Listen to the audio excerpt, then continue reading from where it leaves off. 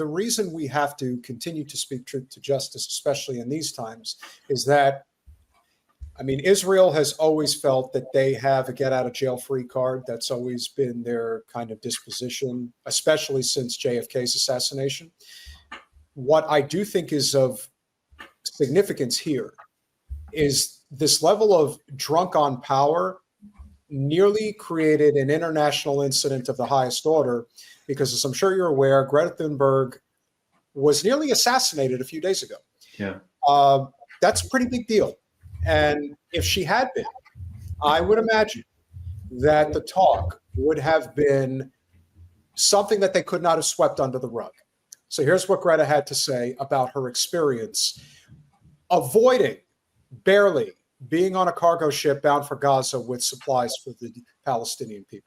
Currently in Malta, where yesterday night, very close by in international waters, the Conscience ship, which was on a mission to deliver desperately needed humanitarian aid to Gaza after 2 months of complete siege and blockade of humanitarian aid.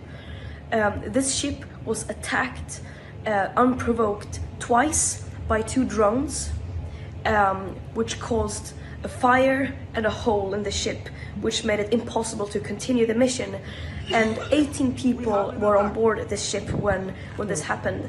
And since then, the boat has not been able by Malta to dock safely, which is why we are now pressuring Malta to allow them to have a safe pathway to dock and to not seize the ship.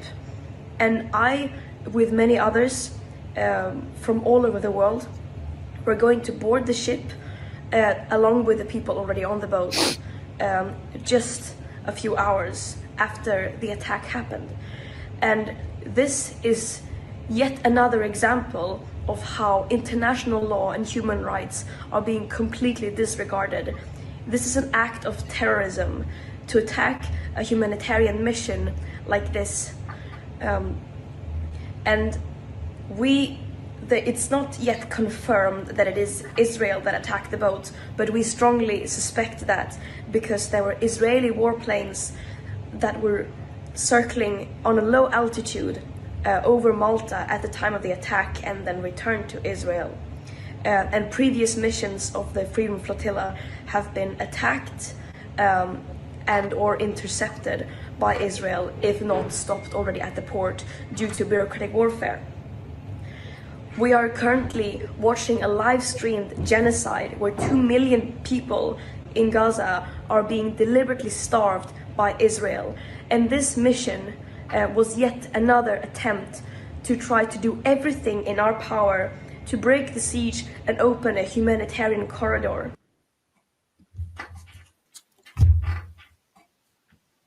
A few minutes later, could have been dead. This person who rallied hundreds of millions of people around the world, she would have been dead. And they would have done everything in their power to sweep it under the rug. Say that it was an accident. I mean, they got away with doing it to the USS Liberty. So this should come as no surprise to anybody. I feel that the only way this ends, Steve, is when collectively we, the people of the United States, say, yeah, I've had enough of Israel. And I feel like we're getting there because there's a lot of people that we communicate with, particularly on the libertarian right side of politics, they're done with Israel. And when the people that are armed are done with Israel, that's when things are going to start to move. And I think they are moving. I think they are. They're not moving fast enough. And the one thing that Jen has talked about since the very beginning of this is how much Israel lies and how much we lie for them. They're claiming, and one thing I always find interesting about Zionists is that they always like to postulate about how many people are actually dead. Oh no, we haven't killed 150,000. It's only been about 75,000, so it's not that bad. Do you have an idea as to how many people have either been killed or are going to eventually succumb to some form of disease? How can we know that? This is not. He doesn't know when this is going to end. I have been freaking out for a year and a half. That's not what I'm saying. How this ends without 2 million dead people in a desert. That's what I don't see how this ends without that. I'm freaking out. What I'm asking is, are the conditions much worse than the corporate media and that supports Israel and the American empire letting on? Are circumstances much more dire than people would have us believe? Of course, they're much more dire because, what we're seeing right now is the entire destruction of the infrastructure of Gaza, where there is no clean water.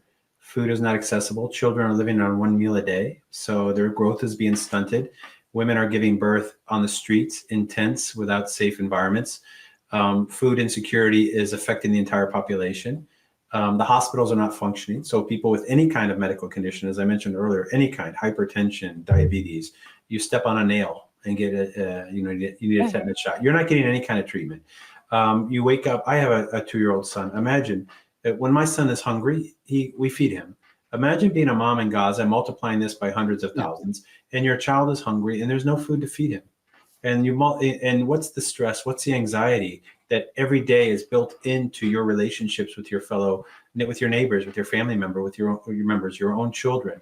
There is no education system at all taking place. The kids there are traumatized every single day, sleeping in tents, moving. The boy I mentioned earlier who had lost his leg when he came here and his mom lost her 2 other sons, he was displaced 10 times before he was bombed. 10 times he carried his belongings on his back as a 12-year-old boy.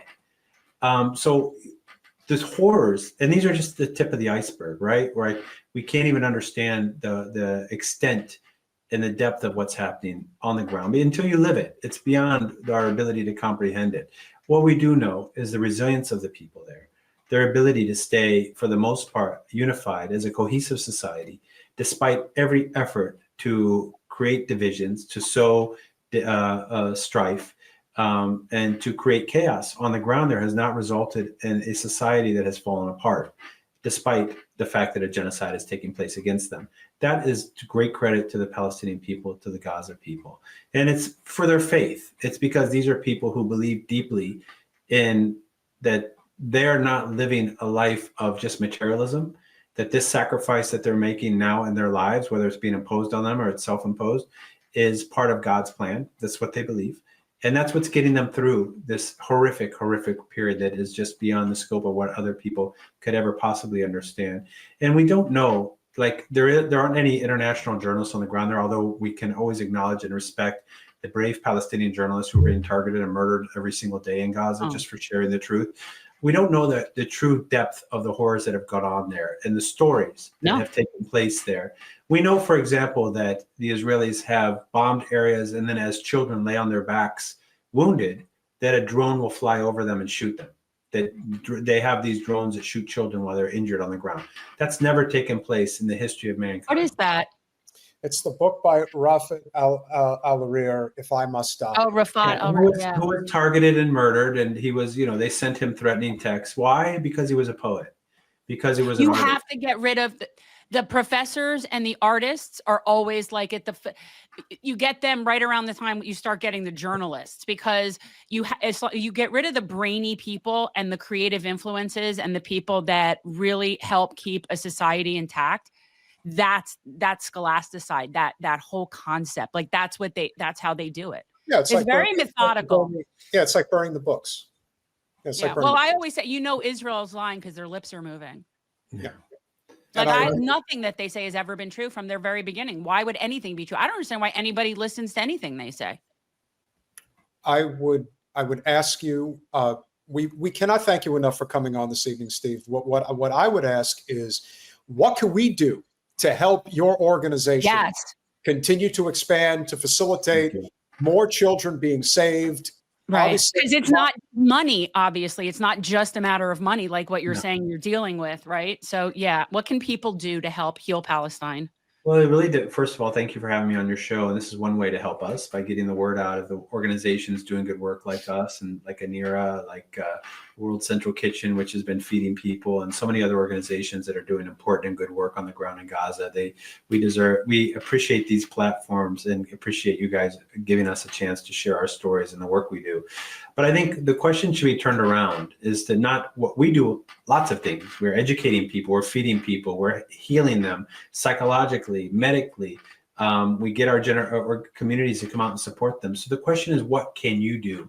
What is your skill set? What is your time? Right. How much time do you have to give? What are you able to do to open a healing community in Austin, Texas? And we have a quadruple amputee boy in Houston right now. What if you'd like to visit him or take him out to the park or help teach him English? Like, it's up to you to find what you can do to contribute. We'd love to bring every injured child here to get them medical care if possible. We need more people to step forward in places where we haven't sent kids, like Seattle, like Portland, like San Diego, where we want to get kids into these large metropolitan areas where the hospitals are great, where there's a large community, where there's a diverse community, and get them the care and support they need, for example.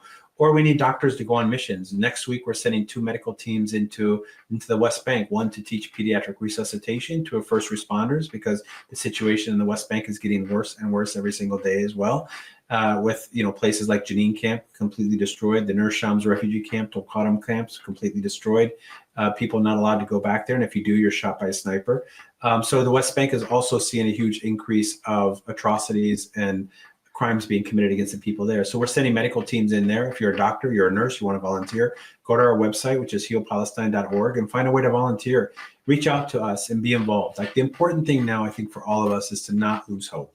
Like, there's always been dark days in history for people who've gone through these kind of struggles. Nothing like quite as graphic as this in modern history, but certainly we remember what it was like. And, you can read your history books, what it was like in 1942 and 1943 for our Jewish brothers and sisters in Europe.